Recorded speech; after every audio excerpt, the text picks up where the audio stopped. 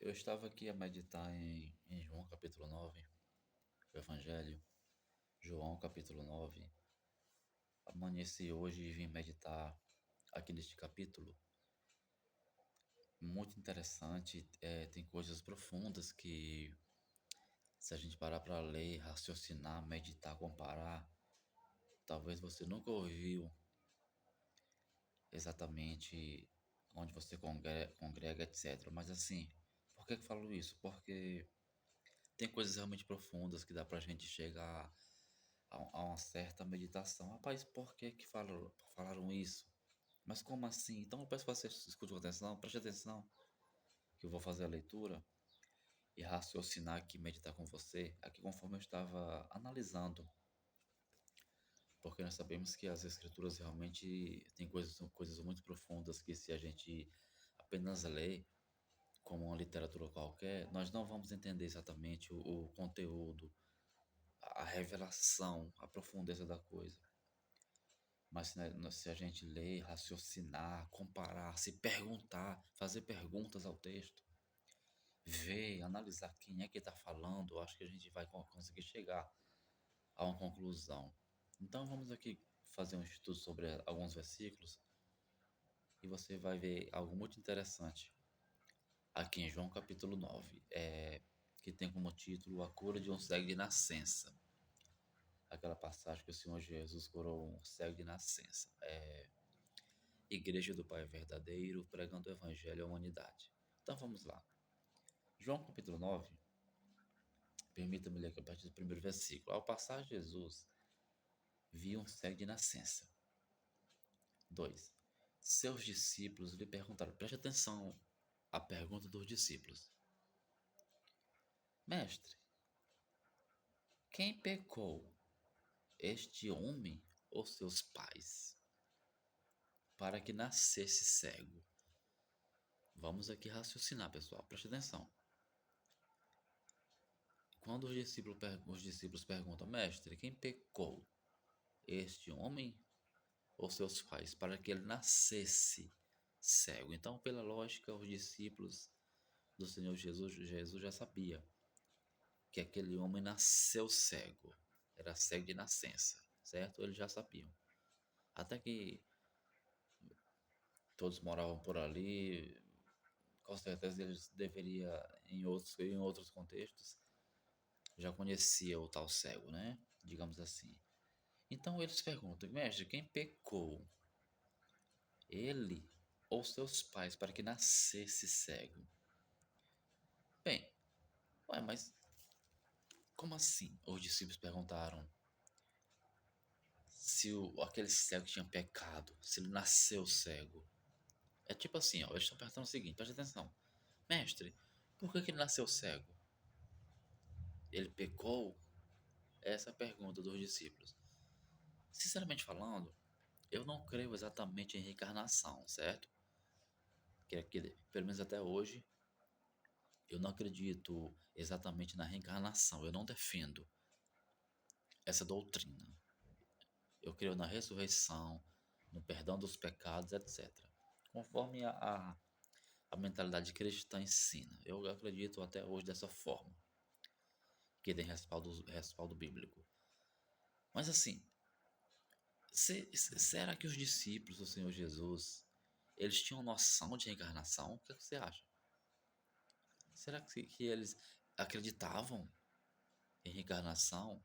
Porque veja bem, preste atenção, pessoal, vamos aqui raciocinar. Primeiro, eles sabiam que aquele homem era cego de nascença. Ele nasceu cego. Então a pergunta deles foi baseada nisso. Por que ele nasceu cego? Foi porque ele pecou? Mas como assim pecou? A pessoa nasceu hoje, exemplo.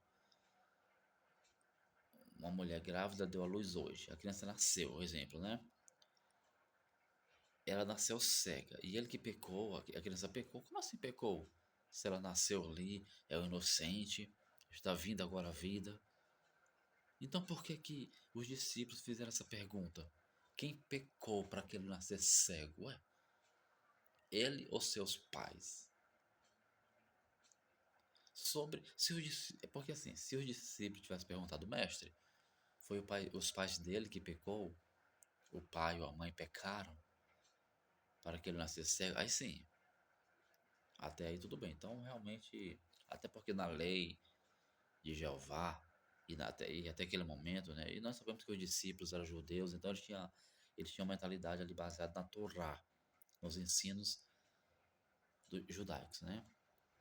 Então, eles fizeram essa pergunta, porque assim, tem alguma parte lá na lei de Jeová, o Deus de Israel, que diz que os pecados dos pais seriam imputados nos filhos, nos netos, até acho que a quarta geração.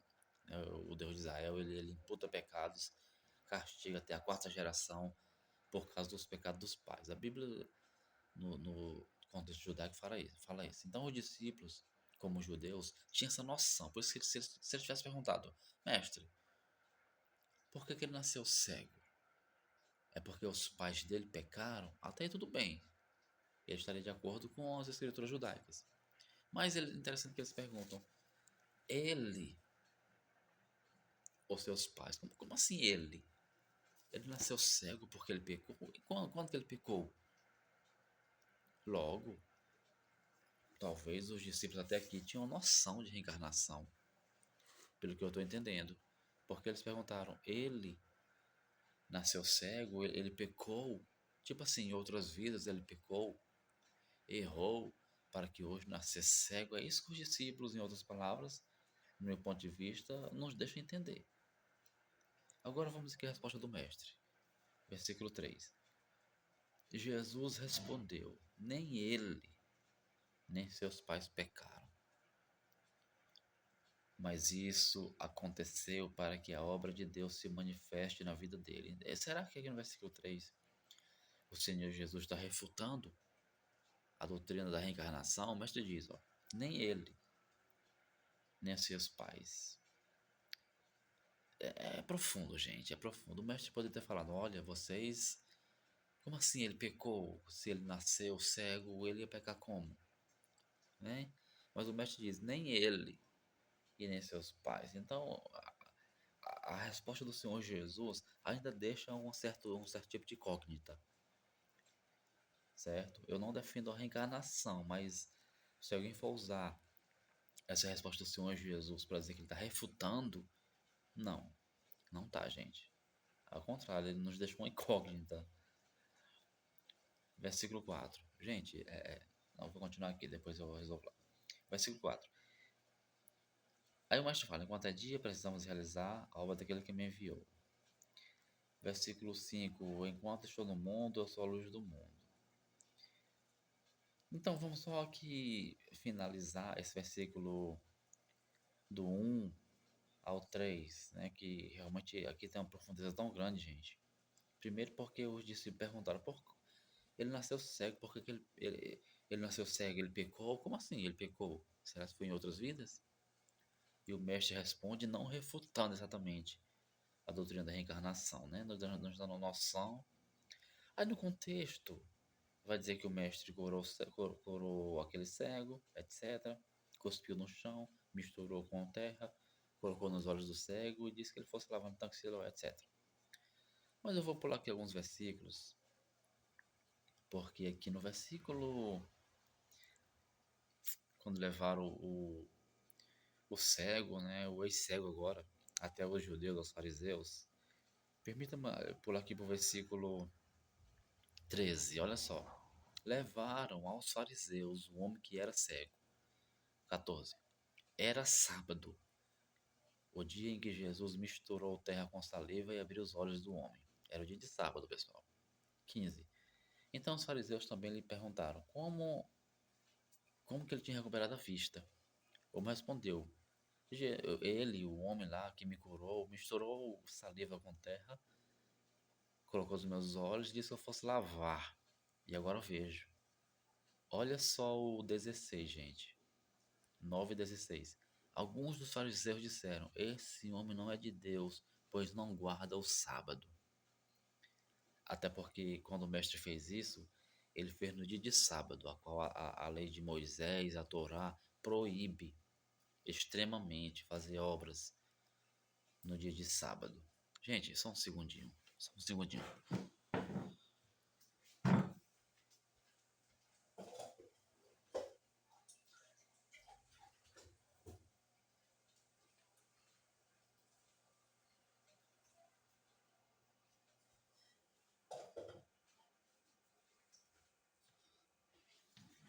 Amém. Então vamos lá. Então, interessante que o mestre fez questão de realizar essa maravilha, porque isso aqui é maravilha, certo?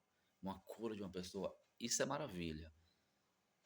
E não morte de uma pessoa, assim como o Deus de Israel matou milhares de pessoas lá no Egito e chama isso de maravilha. Isso, e maravilha é isso aqui, ó, certo? Então o mestre fez questão de fazer essa maravilha no dia de sábado. Por quê, né? Por que será? Até porque o mestre conhecia muito bem que, segundo a lei judaica, e está falando de Torá, não está falando aqui de doutrina de homem, está falando de Torá. A Torá proíbe sim fazer essas coisas no dia de sábado, não poderia. Os judeus conheciam muito bem as escrituras. Esses fariseus eram doutores da lei, comparando teólogos hoje, sabatistas, até judeus no dia de hoje, com esses fariseus aqui, esses fariseus aqui têm um nível maior, eram pessoas de um conhecimento profundo das escrituras. E no 16 eles falam, né, esse homem não é de Deus porque não guarda o sábado. Bem, aí continuaram interrogando o cego, o ex-cego, né? Aí que no versículo, olha só pessoal, interessante aqui, chamar até os pais dele e tal, etc. No versículo, deixa eu me ver aqui, 27, não, 26, olha só 26. Então eles perguntaram, o que fez ele a você? Eles perguntaram de novo ao homem que era cego, né? Como ele abriu seus olhos? Já tinha interrogado, o cego tinha falado e tal. Ele respondeu, mas eu já disse, e vocês não me deram ouvidos. Por que querem ouvir outra vez? Acaso vocês também querem ser discípulos dele? Então esse homem que era cego disse aos fariseus, né? Vocês agora querem também seguir a ele? Olha o que eles respondem aqui no versículo 28. Então eles o insultaram e disseram, discípulo dele é você. Nós somos discípulos de Moisés. Olha só, gente. É aqui que eu quero chegar também. Olha só o versículo 28, gente. Discípulo dele é você. Nós, fariseus, nós judeus, seguimos a Moisés. Em outras palavras, seguimos aos ensinos de Moisés. Logo, quando você para raciocinar, para meditar, os ensinos de Moisés é contraditório com os ensinos do Senhor Jesus. Tem pessoas que dizem que não, principalmente essas religiões sabatistas. Não, o Senhor Jesus jamais refutou a Torá, jamais refutou a lei de Moisés. Refutou sim. É tanto que o que o mestre ensinava ia contra a tal lei dos judeus e eles odiavam o Senhor Jesus por isso.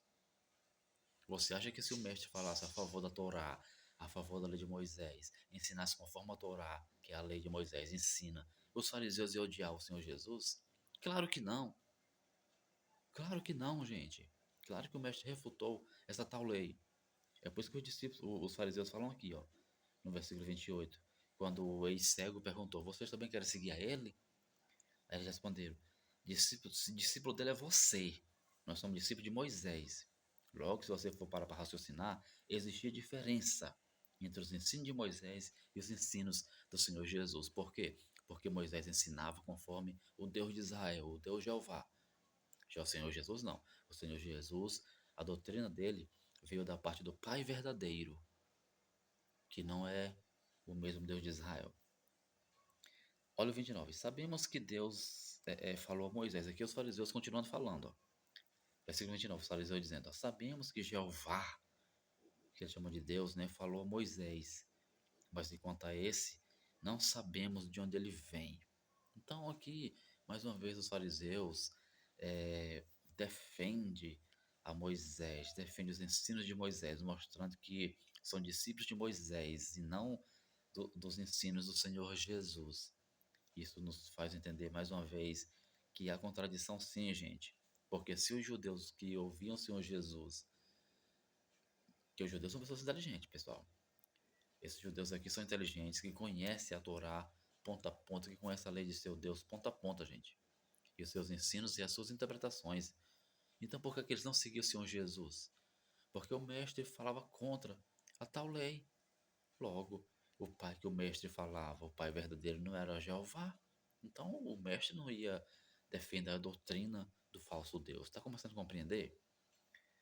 Então, concluindo, aqui João capítulo 9, versículo 30, o homem respondeu: Ora, isso é extraordinário. Vocês não sabem de onde ele vem, contudo me abriu os olhos. Sabemos que Deus não ouve pecadores, mas, mas ouve o homem que o teme e pratica sua vontade. Ninguém jamais ouviu que os olhos de um cego de nascença tivessem sido abertos. Se esse homem não fosse de Deus, não poderia fazer tal coisa. E no 34, diante disso, eles responderam: Você nasceu cheio de pecado. Olha só, gente, o 34. Você nasceu cheio de pecado. Mais uma vez aqui eu volto para o tema reencarnação. Como assim a pessoa nasce cheio de pecado? Será que os fariseus aqui acreditavam na reencarnação? Que em outras vidas passadas a pessoa pecou, por isso nessa vida está pagando? Será que a pessoa nasceu hoje cego, aleijado, prostrado? Porque às vezes você já se perguntou alguma vez, por que a pessoa nasce assim? Oh Deus, por que pessoas, enquanto umas nascem com saúde, saudável, bonita aparentemente, outros nascem cegos, aleijados? Você já parou para raciocinar nisso? Você alguma vez na sua vida perguntou ao Senhor Jesus, a Deus, o porquê que as pessoas nascem assim, aleijadas, cegas, deficientes? É profundo, né, pessoal? É muito profundo. E aqui no 34, os fariseus diz: Você nasceu cheio de pecado. Então, será que os fariseus aqui também defendiam a reencarnação, pessoal? Interessante isso aqui, né? Então, isso aqui faz ligação com o versículo 2, quando os discípulos perguntam: Mestre, este homem, quem pecou? Este homem ou seus pais? Como assim este homem? Se ele nasceu um bebê, uma criança inocente, como que ele pecou para nascer cego? Então, isso aqui é muito interessante, pessoal. Eu espero que você tenha raciocinado, meditado. Comente aí o que você acha sobre essas passagens em nome do Senhor Jesus. Igreja do Pai Verdadeiro pregando o Evangelho à humanidade.